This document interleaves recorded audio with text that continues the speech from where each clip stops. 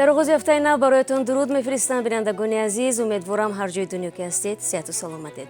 дар барномаи имрӯз аз заҳролудшавии чандин сокини вилояти Суғд мегӯем ки муштари як нуқтаи фурӯши мурғҳои дасти паст дар шаҳри Хуҷанд буданд. коҳиши воридоти орд ва таъсири он ба нархаш дар бозорҳои Тоҷикистон, бунёди паноҳгоҳ барои осебдидагон аз офатҳои табиӣ дар Роғун ва Владимир Путин ҳамзамоне ба мисли муҳоҷирон барои пешбурди рӯзгораш маҷбур будааст шабонга таксиронӣ кунад. ҳавошиносон аз хунукии ҳаво дар Тоҷикистон дар ҳафтаи ҷорӣ ҳушдор медиҳанд.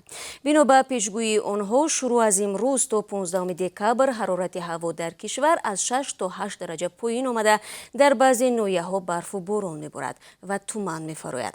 бинобар ин ба сокинон тавсия дода шудааст ки ҳангоми истифодаи асбобҳои гармидиҳанда қоидаҳои бехатарии сӯхторро риоя намоянд.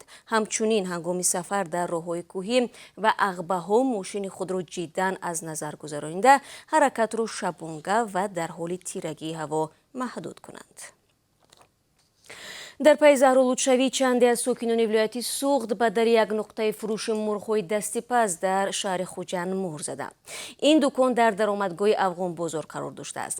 бинобар дар ҳолати карантинӣ қарор доштани беморхонаи сироятии шаҳри Хуҷанд аксари заҳролудшудагонро ба беморхонаи ноҳияи Бобоҷон Ғафуров интиқол доданд. як манбаъ аз ин беморхона ба Радиои Озодӣ гуфт ҳафтаи гузашта тақрибан 15 нафар беморонро бо нишонаи заҳролудшавӣ, беҳолӣ, сардардӣ бистарӣ карданд, вале ҳоло вазъи ҳамаашон хуб аст. аксари заҳролудшудагон узви як хонавода нестанд ва ҳафтаи гузашта дар мавридҳои ҷудогона пайи ҳам ба ин ҳол дучор шуданд. ҳамкорони мо ин мавзӯъро таҳқиқ доранд ва бинандагони азиз дар барномаи ахбори Озодӣ тафсилотро пешниҳод хоҳем кард. Тоҷикистон аз аввали соли ҷорӣ воридоти ордро ба кишвар коҳиш додааст. бино ба иттилои Вазорати рушди иқтисод ва тиҷорати кишвар дар 10 моҳи имсол зиёда аз 45 000 тонна орд оварда шудааст ки нисбати соли пеш 38% камтар мебошад. Тоҷикистон гандумро асосан аз Қазоқистон ва як миқдори камтарро аз Русия меорад. ба гуфтаи мақомот барои таъмини мардуми Тоҷикистон солона 700 000 тонна орд лозим аст. ниҳодҳои марбутаи Тоҷикистон исрор меварзанд ки феълан 90% талаботи дохилӣ ба орд аз ҳисоби истеҳсолоти ватанӣ таъмин карда мешавад. имсол тавлиди гандум ба беш аз 855 000 тонна баробар будааст. коҳиши воридоти орд ба Тоҷикистон дар ҳолест ки нархи он дар бозорҳои кишвар баланд буда аз 270 то 310 сомониро ташкил медиҳад. орд маҳсулоти асосӣ барои ҳар оилаи тоҷикистонӣ аст ва гаронии он ба буҷаи хонаводаҳо таъсир мерасонад. дар шаҳри Хуҷанд бошад нархи гази моеъ 20 дирам баланд рафтааст. ба навиштаи Суғд Ньюс дар нуқтаҳои фурӯши маводи сӯхт гази моеъ бар ивази 7 сомониву 20 дирам то 7 сомониву 30 дирам пешниҳод мешавад, дар ҳоле ки ҳафтаи пеш аз 7 то 7 сомониву 10 дирам буд. фурӯшандаҳо мегӯянд болоравии нарх ба тағйирот дар қимати нафт дар бозори ҷаҳонӣ вобаста мебошад. дар ҳамин ҳол дар маркази вилояти Суғд арзиши бензини нави 92 10 дирам арзонтар шуда 10 сомониву 80 дирам таъин шудааст. агарчи қаблан қимати гази моеъ вобаста ба шурӯъ ва анҷоми корҳои кишоварзӣ боло мерафт, имсол новобаста ба ин якум бор ҷаҳиши рекордии нархи он мушоҳида шуд ки ба 9 сомонӣ расида буд. Президенти Тоҷикистон рӯзи 21 декабр паёми солонаи худро ироа хоҳад кард. охири ҳар сол Эмомалии Раҳмон дар ҷаласаи якҷояи ду палатаи парлумони Тоҷикистон ширкат ва дар бораи фаъолиятҳои гузашта ва ояндаи ҳукумат суҳбат мекунад. хабаргузории давлатии Хова рӯзи 12 декабр хабар додааст ки президент дар бораи самтҳои асосии сиёсати дохилӣ ва хориҷии ҷумҳурӣ паём ироа хоҳад кард. маъмулан президенти Тоҷикистон дар паёми худ аз муваффақиятҳо суҳбат ва хеле кам дар бораи будии кори ҳукумат изҳори назар мекунад. мухолифин мегӯянд Раҳмон ҳеҷ гоҳ дар паёми худ дар бораи мушкили муҳоҷирони тоҷик ва нарх дар бозорҳову маҳдудияти озодии баён ва дину иқтисод ишора намекунад. маълум нест ки мавзӯи калидии паёми солонаи Раҳмон аз чӣ иборат хоҳад буд. агар ёдатон бошад, бинандагони азиз, ҳафтаи гузашта чанде аз сокинон дар назарсанҷии ҳамкорони мо гуфтанд ки аз паёми имсолаи президент чӣ умед доранд. вале шумо азизон мехоҳед раҳбари давлат ба кадом масъалаҳо дар паёмаш диққат кунад? бароямон нависед.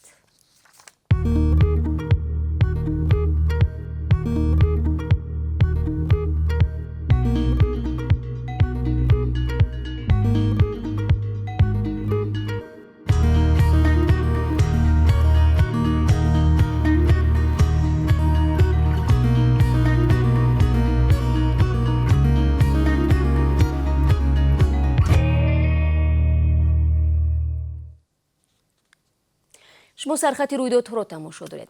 Президенти Русия Владимир Путин фурӯпошии Иттиҳоди Шӯравиро поёни Русияи таърихӣ номида барои аввалин бор иқрор кард, ки дар давраи буҳрони иқтисодии баъди фурӯпошии шӯравӣ шабҳангом барои рӯзгузаронӣ таксӣ рондааст. 12 декабр телевизиони Русия филми мустанаде дар бораи фурӯпошии Иттиҳоди Шӯравӣ пахш кард. дар ин филм Путин мегӯяд, бар асари фурӯпошии шӯравӣ Русия ҳар он чизеро ки дар тӯли ҳазор сол сохта буд аз байн рафт.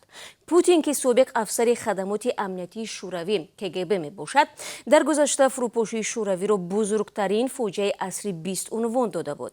ҳамчунон дар ин мустанад Путин ба ёд меорад, ки баъзан шабона ба ҳайси ронандаи такси мусофир мекашонд то дар давраи душвори иқтисодӣ даромаде ба даст орад. طبق امور وزارت کارهای داخلی روسیه از ماه январ تا سپتامبر امسال با هدف پیدا کردن کار 1,600,000 نفر توجیکان به روسیه آمدند. همچنین گفته می شود که 60,000 توجیکستانی در این دوره با مقصد تحصیل روسیه را انتخاب کردند. همین منبع میگوید توجیکستان از حساب شماره مهاجران کاری که سال 2021 به روسیه رفته‌اند در جای دوم قرار گرفته است. ولی مقامات توجیک میگویند در 10 ماه امسال بیش از 331,000 شهروند کشور در جستجوی کار به روسیه سفر نمودند. این رقم را خبرگزاری تاس از قبل معاون وزیر معینت و مهاجرت توجیکستان آورده است. مقامداران توجیک سبب فرقیت در امور دو کشور را به آن ربط میدهند که بسیاری از مهاجران شهروندی روسیه را دارند و هنگام سفر به آنجا چون شهروندی روسیه ثبت میشوند، نه شهروندی که برای کار رفته است. برمیگردیم به توجیکستان. در دهه کلته‌های شهر روغون برای ضرردیدگان از آفت‌های طبیعی پناهگاه بنیاد شده است. این سرپناه که برای 50 نفر پیش بینی گردیده است، با کمک اجنسی آخوند و دفتر شویتساریا اوید به همکاری در توجیکستان افتتاح یافته، خطر خسارات بیشتر و ضرر به جان انسان‌ها را کاهش می‌دهد.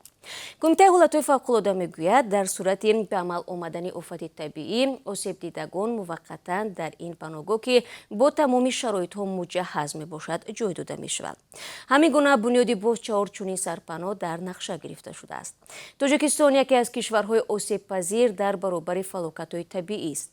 از سال 1992 تا سال 2020 آبخیزی و سیل و زمین لرزه و لغزش خاک به 7 میلیون نفر آسیب و به اقتصاد کشور تقریباً 2 میلیارد دلار ضرر رسانده است. در روسیه ایبدارکننده دولتی برای شاهنظر شوسفرفی 26 ساله از دادگاه حکم حبس ابد را طلب کرده است. این زاده توجیکستان به کشتار بیرحمانه همسر حامله و پدر عروسش در روز 3 فوریه سال جاری متهم می شود. مرافع گمانبر در دادگاه پرمی روسیه ادامه دارد. طبق فرضیه تفتیشات، شوسفرف اول همسرش را کشته، سرش را از تن جدا می کند و بعداً در روی حولی بنا استقامتی پدر عروسش را با تقریباً 60 ضرب کورد به هلاکت می رساند. خود گمانبر به گناهش اقرار شد، اما او گفت که مناقشه اولیوی بر اثر آن سر زد که همسرش میخواست اسقاط حمل کرده از او جدا شود. در جریان تفتیشات شوسفرف 2 مرتبه از تشخیص طبی روانی گذشته، طبق خلاصه آن هنگام صادر کردن جنایت عقلش در سرش بوده است.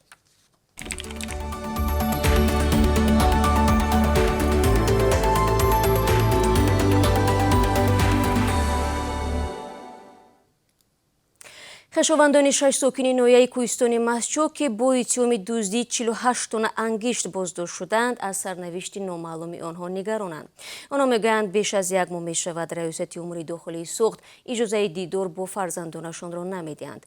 مقامات روز 3 نوامبر این 6 نفر را با اتهام دزدی انگشت از انبار شرکت قدرت 2010 دستگیر کردند. پیوندانشان به بیگناهی بازداشت شده ها تاکید دارند. پرونده را با دلیل اینکه یک تن از گمانبران کارمند اداره حالت‌های فوق‌العاده بوده است، دادستانی نظامی تفتیش می‌کند.